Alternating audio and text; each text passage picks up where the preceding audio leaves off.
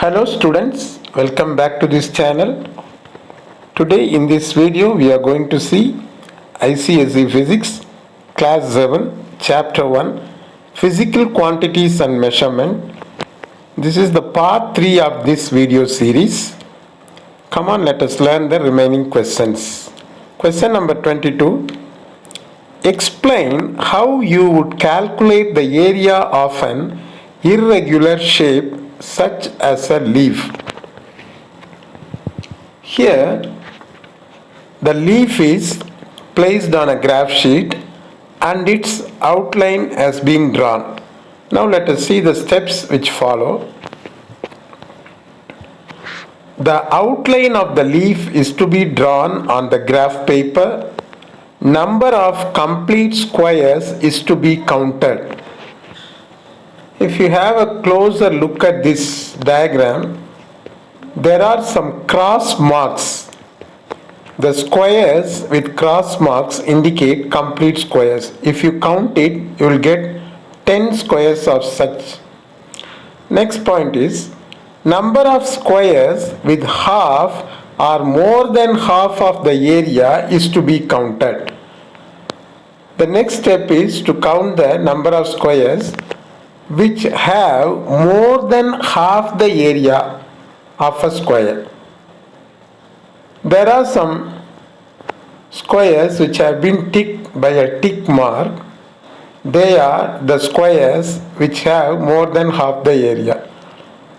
The number of such squares is 7. Then next step is they are to be added. Now we need to add the number of complete squares and the number of squares which have more than half the area. The next step is the total number of squares multiplied by the area of each square gives the area of the leaf. In the graph paper, if you see, the largest square, each and every square has a length of 1 centimeter. So side into side is equal to area of that square. So 1 centimeter square, that is the area of each largest square. Here the number of complete squares is equal to 10. The number of squares with half or more than half of the area is equal to 7. So total number of squares is equal to 10 plus 7 is equal to 17. Area of each large square is equal to 1 centimeter square. Hence the area of the leaf is equal to 17 into 1 centimeter square is equal to 17 centimeter square. Next question. How would you measure the volume of an irregular solid? Take some water in a measuring jar. Note down the water level. Then tie a stone, which is the irregular object in this case, with the thread. Lower it gently into the water till it is completely immersed in the water. Now what happens? The water level rises. Now note down the water level again. The difference between the two readings gives the volume of the stone. For example, the final level of water is, suppose, 50 centimeter cube, and the initial level of water may be some 30 centimeter cube. Now what is the volume of the stone? 50 minus 30 is equal to 20 centimeter cube. This is how we need to find the volume of an irregular object. Next question. How would you calculate the density of a cube? Mass of the cube is measured by means of a spring balance. Then volume is calculated by using the formula capital V is equal to A cube. Here A stands for side. So side into side into side. Then by using the formula density is equal to mass by volume, density of the cube is calculated. Next question. Distinguish between the density and relative density of a substance. Density. Point number 1. It is defined as mass per unit volume. Relative density. It is defined as the ratio of density of the substance to the density of water. Density. Its unit is kilogram mass per second square. Relative density. It has no unit. Now choose the correct option.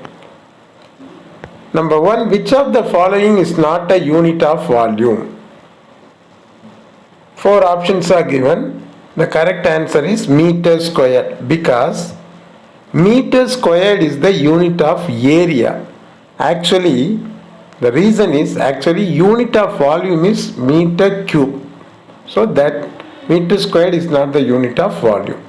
Second question, a density of 1000 kilogram per meter cube can be expressed as.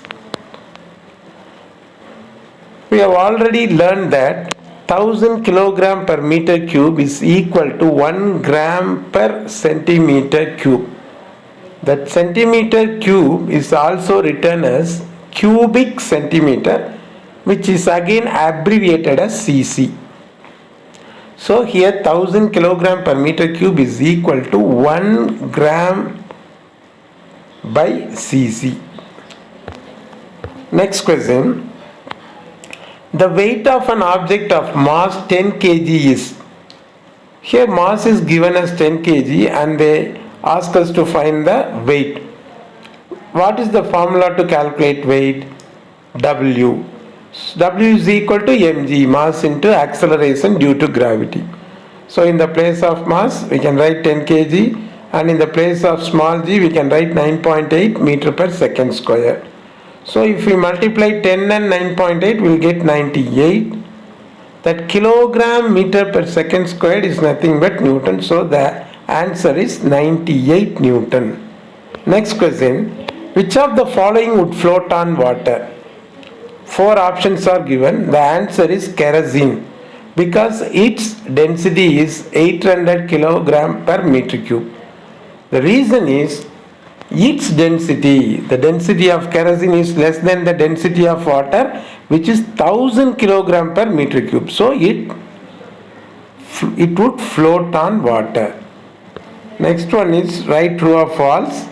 Number 1, ice is heavier than water. This statement is false. Reason, density of ice is only 916 kilogram per meter cube, but density of water is 1000 kilogram per meter cube. So the density of water is more than ice. So the statement is false. Second question, relative density has no units. Obviously it is true.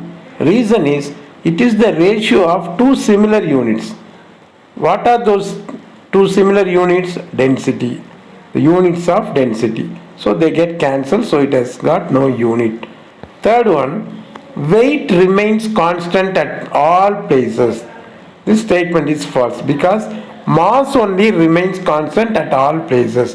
The reason is weight is equal to mg. Here mass is constant, but the value of small g, that is acceleration due to gravity, is not same at all the places. Fourth one, the density of water is 1 gram per cc. It is true, because we have studied that the density of water is 1000 kilogram per meter cube, which is again is equal to 1 gram per centimeter cube. Next question, a substance with the relative density greater than 1 floats on water. False. The reason is a substance with the relative density greater than 1 is heavier than water. If a substance is heavier than water, then it would not float, instead it would sink. With this set of questions has come to an end. Let us meet in the next video with another set of questions. Like, share and comment and subscribe our channel and click the bell button for more videos. Thank you.